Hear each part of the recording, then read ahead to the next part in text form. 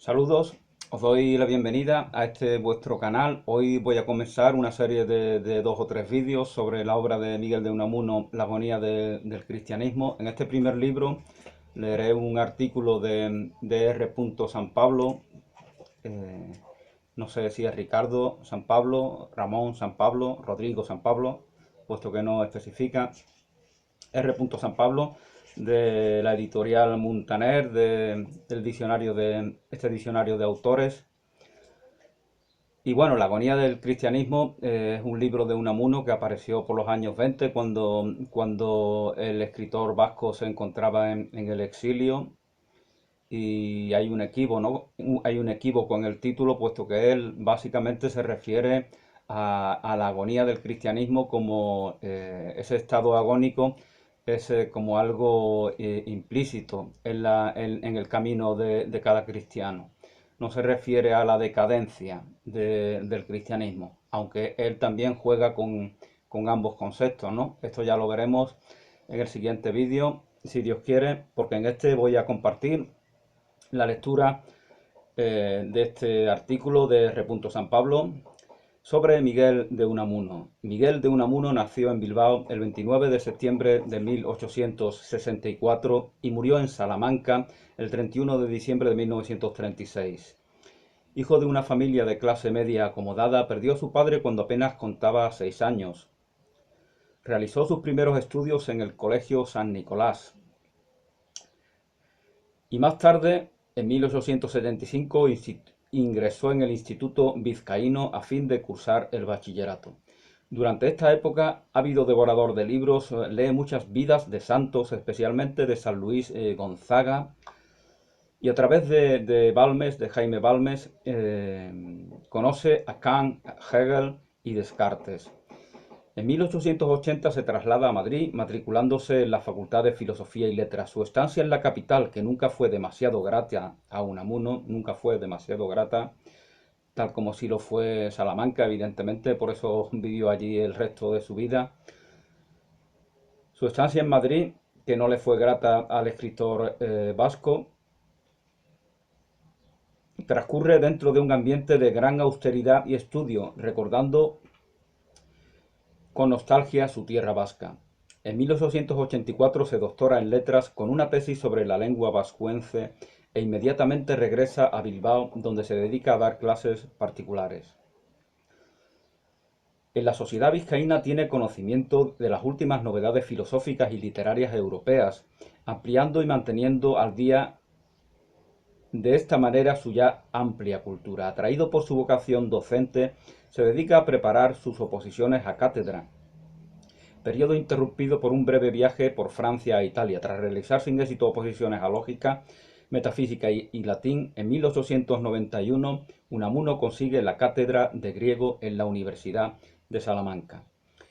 Y en este mismo año contrae matrimonio con Concha Lizárraga, su esposa de toda la vida, la gran compañera de toda su vida y cuyo recuerdo aflorará continuamente en su dilatada producción. En 1901 es designado rector de la Universidad Salmantina. Con motivo del estallido de la Primera Guerra Mundial, Unamuno tomó partido desde el primer momento por la causa aliada. Su violenta campaña en este sentido, a través de mítines, conferencias y artículos, así como las severas críticas dirigidas contra la monarquía. Entonces reinaba Alfonso XIII, que abandonó el trono en el año 31 para dar paso a la República. Sus críticas a la monarquía le valieron la destitución de su cargo de rector. En 1924, con ocasión del golpe de Estado del general Primo de Rivera, nuevamente el carácter polémico de Unamuno le lleva a enfrentarse abiertamente con el nuevo régimen, siendo desterrado a la isla de Fuerteventura.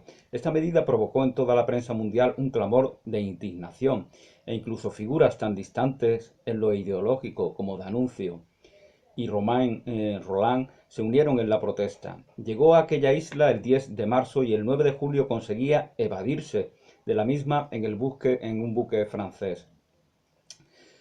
Fuga preparada por su hijo mayor y el director de Le Quotidien. de Le Quotidien, supongo que un periódico francés. En París primero y en Hendaya después vivió sus años de destierro hasta que la caída del general Primo de Rivera en 1930 le permite regresar a España, donde es recibido de manera apoteósica y colmado de honores. Es restituido en el rectorado de la Universidad de Salamanca con carácter vitalicio. La ciudad le nombra además alcalde perpetuo y la República lo proclama después ciudadano de honor. En septiembre de 1934, en su última lección profesoral, leída en el Paraninfo de la universidad y como adivinando el mar de odios en que pronto se vería envuelta, decía a su auditorio de jóvenes estudiantes lo siguiente: quiero hacer un llamamiento a la paz en la guerra. Esa marea de insensateces, de injurias, de calumnias, de burlas impías, de sucios estallidos de resentimientos, es sino el síntoma de una mortal gana de disolución, de disolución nacional, civil y social. Salvadnos de ellas, salvadnos de ellas, hijos míos. Os lo pide al entrar en los 70 años en su jubilación quien ve en horas de visiones relevatorias rojores de sangre y algo peor, livideces de bilis. 2 años después echa realidad sus fatales predicciones con la guerra civil española que comienza en 1936, el año de la muerte de Unamuno. 2 años después, haciéndose realidad sus fatales predicciones y sin dejar de alzar su voz ni un momento contra la cruel lucha de hermanos, moría en su ciudad de Salamanca la figura más típica, más representativa y de mayor dimensión humana de la generación del 98. Hombre apasionado en la defensa de sus ideas, atormentado por ellas y siempre con una visión personal de las cosas y de los acontecimientos, se encontró siempre en el centro de casi todas las polémicas que se suscitaron en su tiempo. Fue su preocupación que todos vivieran inquietos y anhelantes, y fustigó encarnizadamente todo cuanto suponía conformismo, indiferencia o falsedad. Huyó del encasillamiento de la clasificación, llegando a afirmar que si en España se creaba el partido unamunista, él sería el primer antiunamunista. Su producción literaria, fiel trasunto de su condición humana, abarca todos los géneros literarios. En cada uno de ellos fue un innovador. Sus novelas no encierran descripciones de ningún tipo, ni escenario, ni pintura de costumbres. Lo que importa son los personajes y sus sentimientos. La manera de hacerse a sí mismos a lo largo de su experiencia humana. Decía que Unamuno que no hay más luz que aquella que vamos forjando en nuestro transitar hacia adelante. Cosa que no estoy yo tan de acuerdo. La luz no te creas a ti mismo, ¿no? Como dice un curso de milagros. Pero bueno, ya sobre esto ya hablaremos.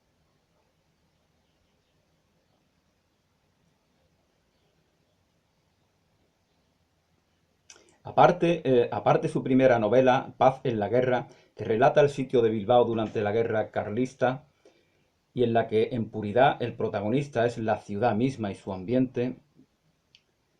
San Manuel Bueno, Mártir, La tía Tula, 3 novelas ejemplares y un prólogo que incluye 2 madres, El Marqués de Lumbría y Nada menos que todo un hombre, aparecen en todas estas novelas características completamente apartadas de las normas de la perspectiva literaria. No son novelas en un sentido general, sino ni bolas, como él le llamaba. Dramas íntimos en los que el personaje de ficción alcanza la categoría de ser real, hasta el extremo de llegar a enfrentarse con el autor. Bueno, ya comentando la novela de Daniel Defoe, Robinson Crusoe, hablaba de cómo el Friday o viernes, el personaje, el salvaje de la novela, como al final de la obra, en un epílogo, se confronta con su autor, ¿no? Luego este ardid ya había sido utilizado por el autor Daniel Defoe de la familia de la famosa novela Robinson Crusoe.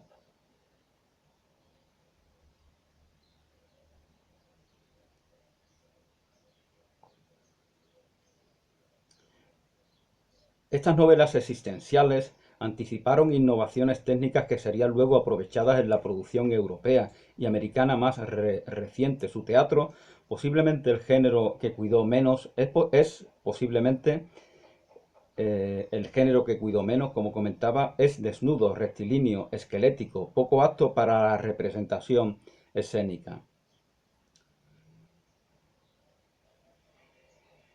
Recordemos la Esfinge, la Venda, la princesa Doña Alhambra, Raquel, Fedra, Soledad, Sombra de Sueño,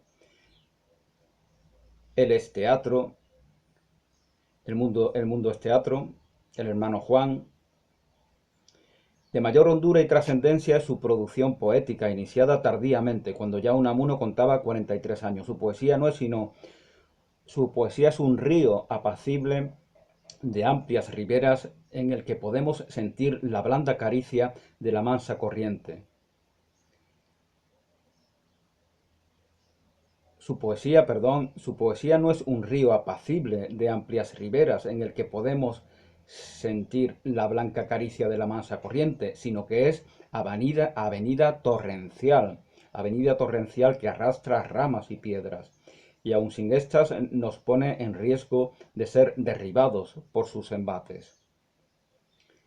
Representa la culminación de su tendencia irracionalista y en ella la expresión se desnuda, se hace alusiva, rehúye la referencia directa a las cosas para apuntar mejor a su sentido. Unamuno pretende darnos con su poesía algo más suyo y más hondo que sus mismos hechos, intentando alusivamente mediante un defectivo contagio espiritual. Unamuno pretende darnos con su poesía algo más suyo y más hondo que sus mismos hechos, intentando no mostrarnos una vivencia, sino provocarla alusivamente mediante un efectivo contagio espiritual. Por eso dice de sus cantos que prenden firmes en la rocosa entraña de lo eterno.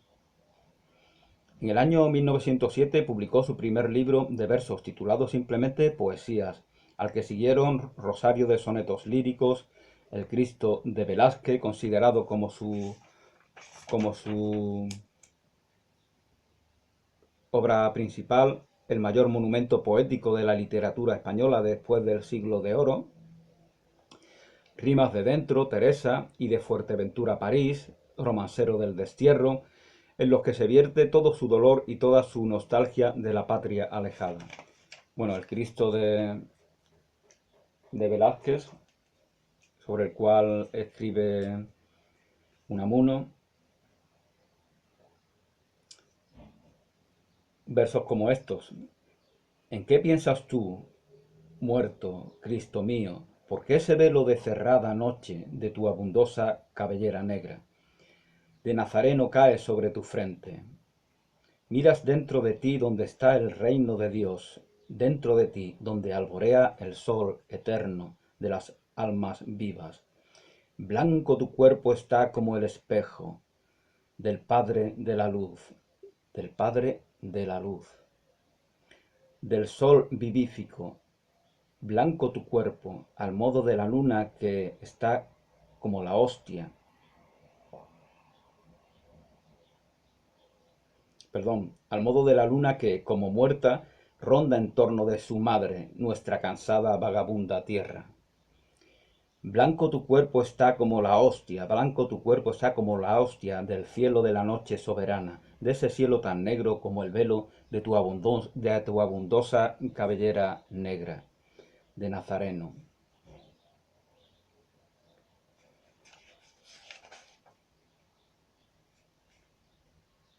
La vida es sueño, eso dice Calderón en una de sus obras, ¿no? Y eso repite Unamuno en su obra Vida de Don Quijote y Sancho. La vida es sueño. ¿Será acaso también sueño, Dios mío, Este tu universo de que eres la conciencia eterna e infinita, ¿será un sueño tuyo este universo? ¿Será que nos estás soñando? ¿Seremos sueño tuyo, nosotros los soñadores de la vida?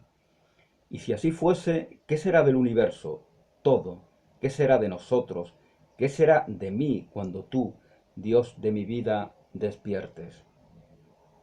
Suéñanos, Señor, y no será tal vez que despiertas para los buenos cuando a la muerte despiertan ellos del sueño de la vida, y no será tal vez que despiertas para los buenos cuando a la muerte despiertan ellos del sueño de la vida, se pregunta. ¿Podemos acaso nosotros, pobres sueños soñadores, soñar lo que sea la vela del hombre en tu eterna vela, Dios nuestro? ¿No será la bondad resplandor de la vigilia en las oscuridades del sueño? ¿No será la bondad resplandor de la vigilia en las oscuridades del sueño? Esto dice Unamuno en Vida de Don Quijote y Sancho. Bueno, continúo leyendo el artículo. En 1953 se publicó su Cancionero, integrado por sus composiciones poéticas posteriores a 1928 y que casi constituyen una autobiografía lírica. En el ensayo, posiblemente el género que más se acomodaba a su temperamento, Unamuno nos ha dejado las expresiones más definidas de su pensamiento. Así, en torno al casticismo, Vida de Don Quijote y Sancho, Mi religión y otros ensayos, soliloquios y conversaciones del sentimiento trágico de la vida, que es su obra capital, la agonía del cristianismo y cómo se hace una novela. En paisajes por tierras de Portugal y España y andanzas y visiones españolas nos muestra Unamuno su magnífica capacidad para descubrirnos e interpretar el paisaje, preocupación constante en los hombres de su generación. A lo largo de su vasta y diversa producción aparecen siempre como temas dominantes el problema del hombre concreto de carne y hueso, su afán de inmortalidad y su dolor de España, profundamente influenciado por William James, sobre el cual hice una serie de vídeos sobre su obra las variedades de la experiencia religiosa, profundamente influenciado por William James, por Bergson, Henry Bergson, el filósofo francés, y sobre todo por Kierkegaard, el existencialista danés.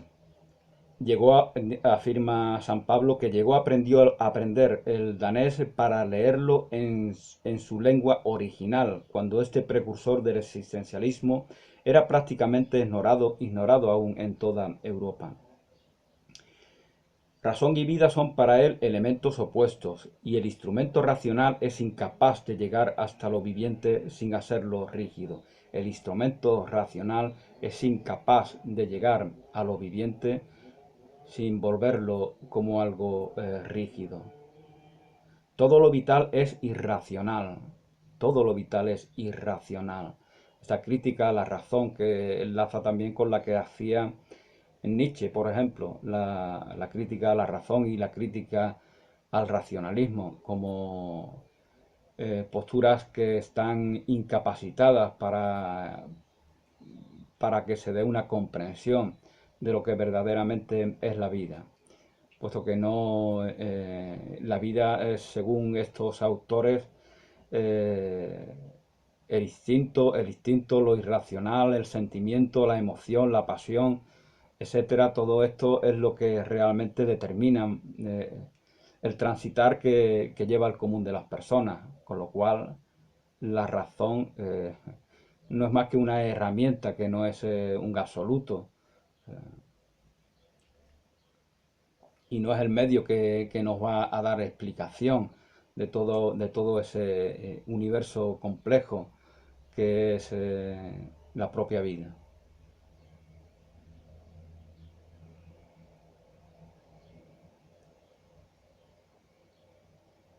Todo lo vital es irracional, y todo lo racional antivital.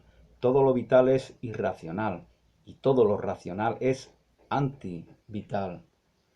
constituyendo esta antinomia el fundamento del sentimiento trágico de la vida. Esta actitud básica, el sentimiento trágico, como las tragedias, ¿no? Sobre la cual hablaba, a la cual dedicó su primer libro Nietzsche, sobre el cual también hice una serie de vídeos. El nacimiento de la tragedia en el espíritu de la música. Todo lo vital es irracional y todo lo racional antivital, constituyendo esta antinomia el fundamento del sentimiento trágico de la vida. Esta actitud básica, pragmaticista, excluye y elimina toda finura y elevación en el trabajo intelectual.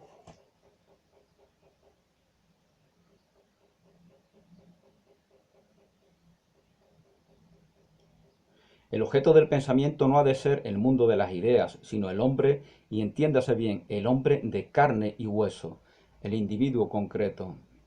No el hombre como idea e ideal, tal como puede presentárnoslo cualquier tipo de humanismo, sino nuestro hermano hombre en su realidad, su contingencia, su grandeza y su miseria.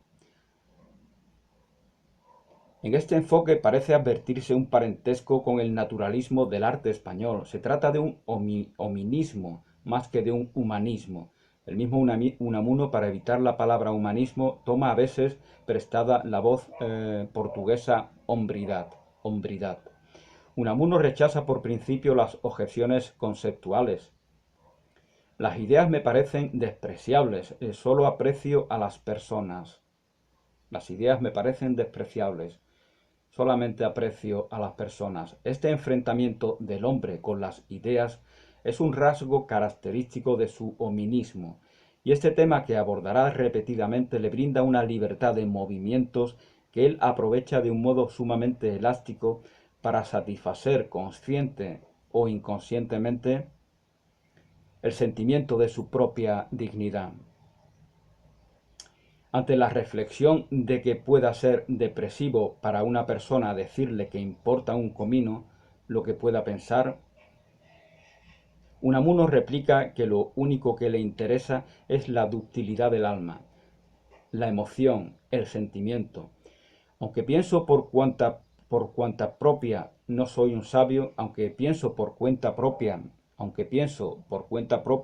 no soy un sabio ni un pensador, soy un sentidor, soy un sentidor. Esto es lo realmente humano. Lo humano, demasiado humano, es el sentimiento, es el sentir.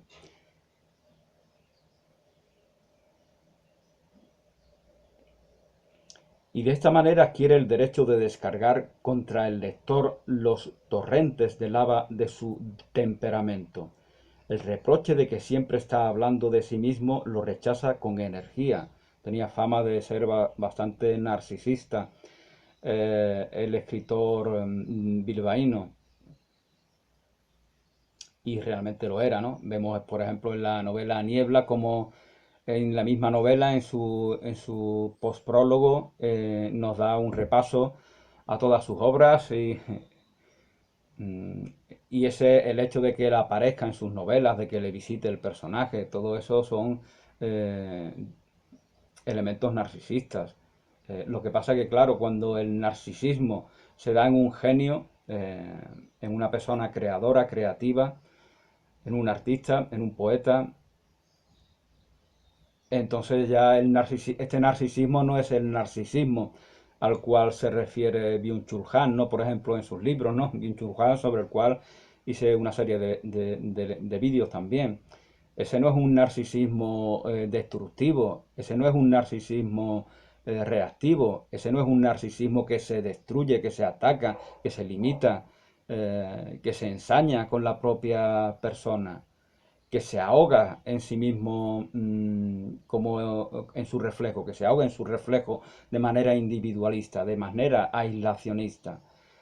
No, el narcisismo de estos genios es más expansivo, porque se reconocen en esa armonía universal, reconocen a sus semejantes como, como su verdad, como su verdad vital.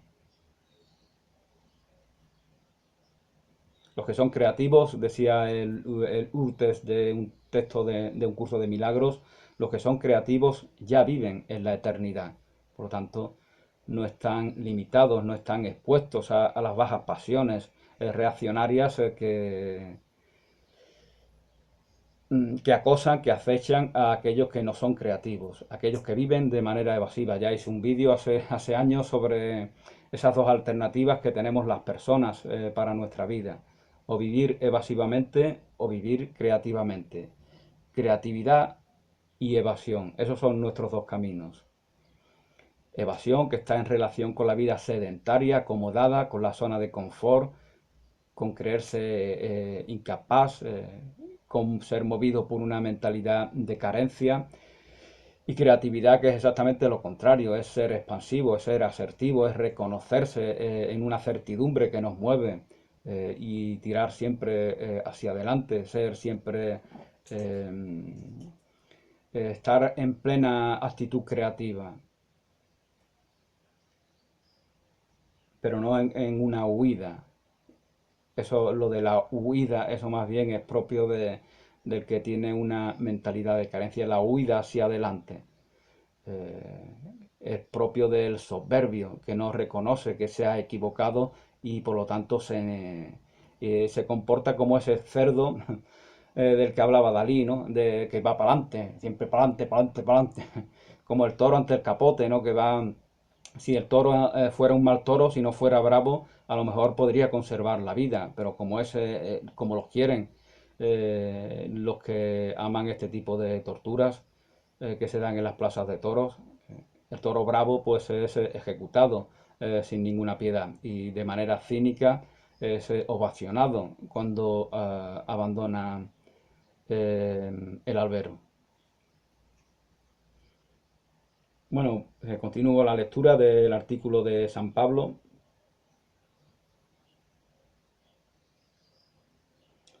Habíamos estado hablando de su narcisismo.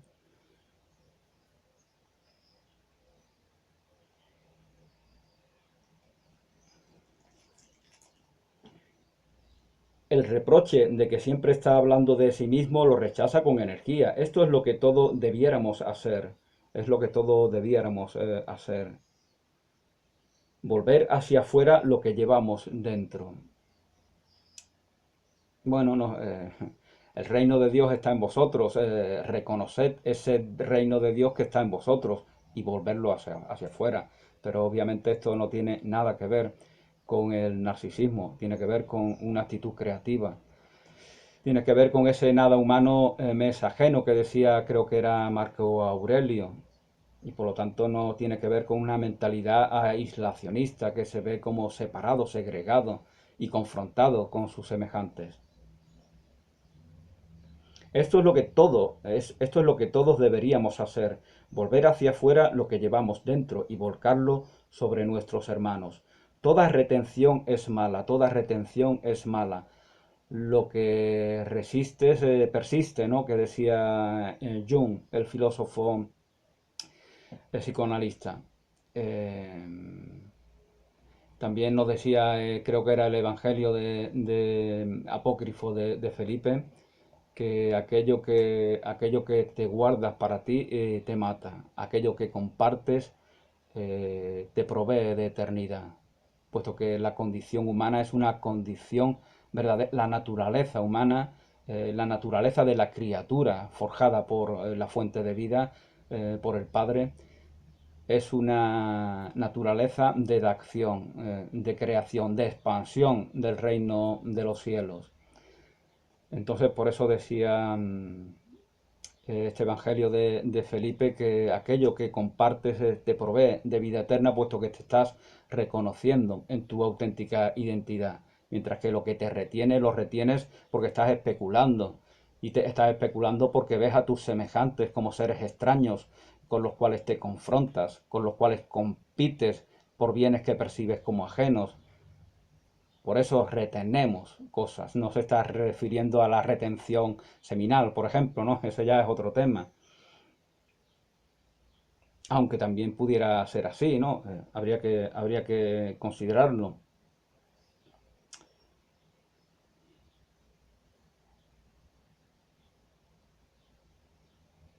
volver hacia afuera lo que llevamos dentro y volcarlo sobre nuestros hermanos. Toda retención es mala. Los hombres son crustáceos y cada uno vive encerrado en la soledad de su concha. Cada uno vive encerrado en la soledad de su concha. El individualismo es el paradigma, por suerte o por desgracia, más por desgracia que por suerte tal vez, que impera en la tradición occidental. Sobre esto seguramente hablaremos en el siguiente vídeo. La tarea del escritor consiste precisamente en llegar a la intimidad de sus semejantes rompiendo sus corazas. Esta continua afirmación de lo humano le conducirá a desear su perduración, a no querer morirse, a su hambre de inmortalidad. Desde mi punto de vista, solamente el ego aspira a la inmortalidad, habida cuenta de que la inmortalidad, la vida eterna, es algo que ya de por sí se da, pero que no se da en el tiempo. No podemos reconocer qué es, qué significa, qué ofrece la inmortalidad, la eternidad, allí donde no está. Y en el devenir del tiempo y de la historia no está esa inmortalidad. Yo necesito la inmortalidad de mi alma, la persistencia indefinida de mi conciencia individual. La necesito. Sin ella, sin la fe en ella, no puedo vivir. Y la duda, la incredulidad de lograrla me atormenta. La duda, la incredulidad de haber de lograrla me atormenta. Esta inquietud llenará toda la existencia de Unamuno y convertirá su vida en una continua agonía, Tal vez aquí está esa relación con el título del libro, de la agonía del cristianismo.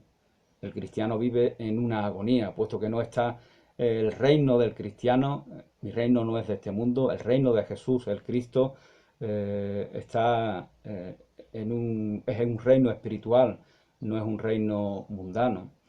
Y por lo tanto todo aquel que transita un camino cristiano y que quiere por lo tanto emular a su maestro Jesús, todo aquel no le queda otra, si es un auténtico cristiano, que no reconocerse, no reconocer a su patria en este mundo de conflicto, en este mundo de guerra, en este mundo de carencia, de ataque.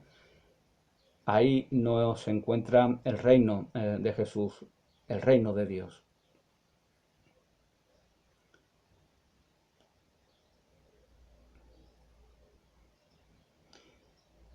Esta inquietud, os comentaba, llenará toda su existencia y convertirá su vida en una lucha continua, en una continua agonía, en el sentido lato de lucha que Él resucitó, en el sentido lato de lucha que Él resucitó. Unamuno resucita el sentido, el lato latente de la palabra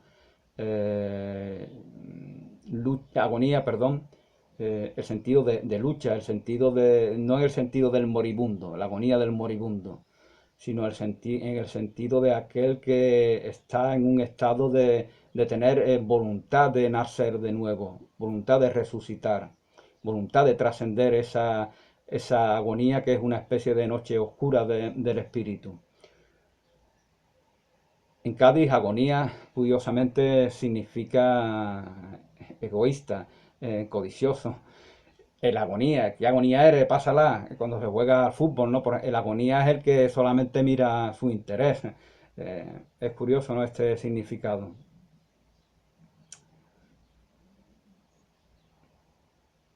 Sus dudas, sus vacilaciones, sus afirmaciones y sus negaciones le llevaron muchas veces lejos de la ortodoxia católica, Recordemos la frase de William James, de aquel que tanto admiraba a Unamuno, según se nos dice aquí.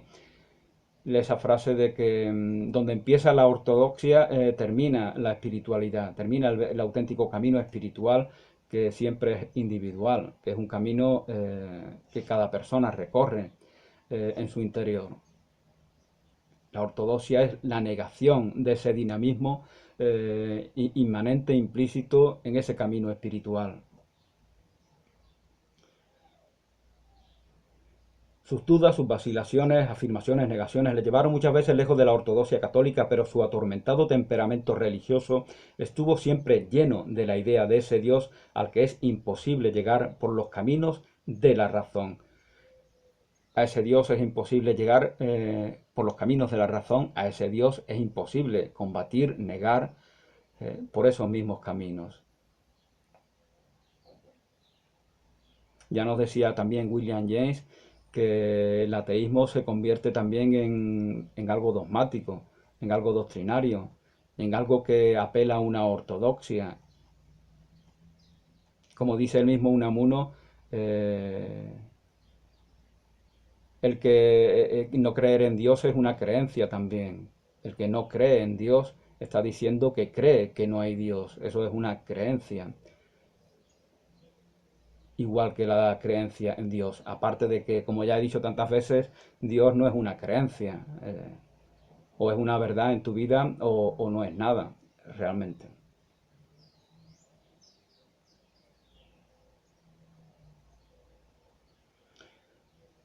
Ese Dios al que es imposible llegar por los caminos de la razón, por un artificio silogístico, por una deducción escolástica, sino que se hace abordable por los caminos del amor y del sufrimiento. Se hace abordable Dios a través de los caminos del amor y del sufrimiento.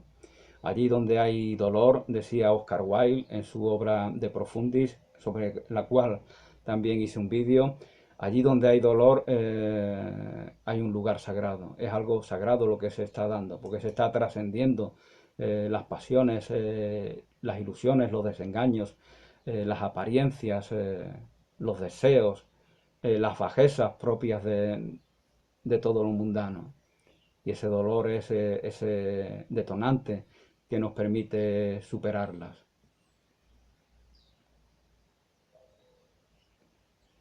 No es posible conocerle para luego amarle. No es posible, dice Unamuno, no es posible conocerle para luego amarle. Hay que amarle y anhelarle para tener hambre de él antes de conocerle. Creer en Dios es ante todo y sobre todo sentir hambre de Dios, hambre de divinidad, sentir su ausencia, su vacío. La tercera cuestión siempre presente en la temática de Unamuno es el problema de España, el leitmotiv y nexo de unión de toda la generación del 98. Unamuno, que en su libro En torno al casticismo se había propuesto desentrañar la esencia de la tradición nacional católica, nacional española, la esencia de la tradición nacional española, rebasa los límites de este planteamiento inicial para afrontar un problema más general, la actitud que una nación moderna debe adoptar ante su propia tradición, la actitud que una nación moderna debe adoptar ante su propia tradición. También los tradicionalistas ultraconservadores a veces usurpan eh, todo ese contenido de la tradición y eso evidentemente no se puede consentir, no se puede consentir porque si no se cae en el error de relacionar tradición con posturas muy conservadoras, ¿no? Cuando eso no es así verdaderamente. La tradición que heredamos es una verdad incuestionable. Hay una tradición que es heredada por todos, que tiene que ver con la manera en que pensamos, que hablamos, que vestimos, con nuestra música, con nuestro folclore, con infinidad de asuntos, con nuestras ideas sociales. Ya en el vídeo sobre Eduardo Pons Prades hablaba de cómo este autor catalán anarquista, realmente él mismo decía que el anarquismo era algo que él había heredado a través de generaciones, es por lo tanto una herencia. Luego cuando él va creciendo a través de su propia razón, nunca mejor traída a cuento, a través de su propia razón valida esa herencia anarquista que a través de varias generaciones se ha ido forjando y se ha ido transmitiendo de una a otra.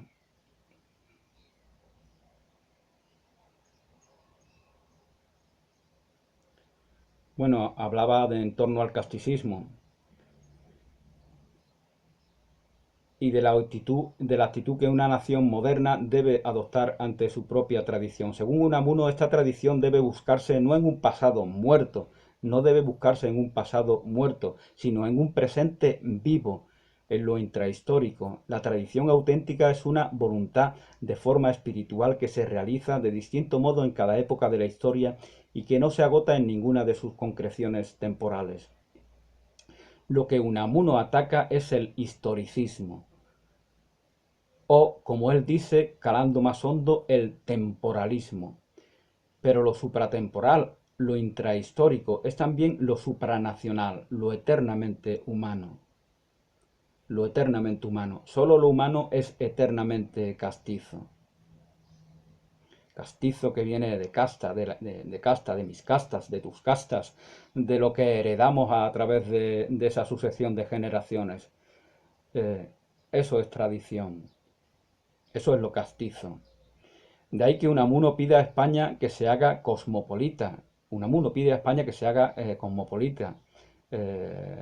Las naciones cada vez están más cercanas. No vivimos en tribus aisladas las unas de las otras, temerosas. Por lo tanto, desgraciadamente, pues a pesar de esa conciencia global que se da a principios del siglo XX, en los años de Unamuno, esa conciencia no evita que se den guerras horribles, como fueron las guerras mundiales o como fue la propia guerra civil.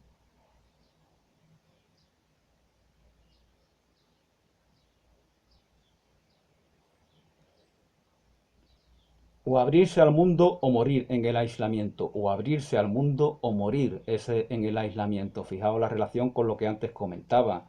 También con las naciones acontece lo mismo que con los individuos. O te abres a los demás de manera expansiva, o te cierras en ti mismo y te corroes como se pudre el agua estancada, ¿no?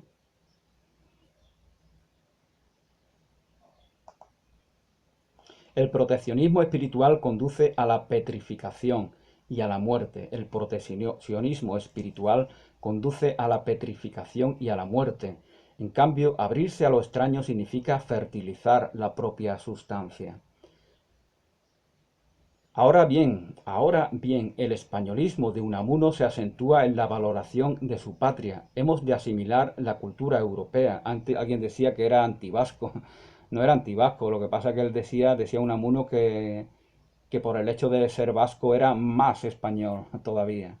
Entonces relacionaba su carácter de hombre vasco con una españolidad que evidentemente no establecen esa relación muchos nacionalistas vascos, como podemos comprobar, ¿no?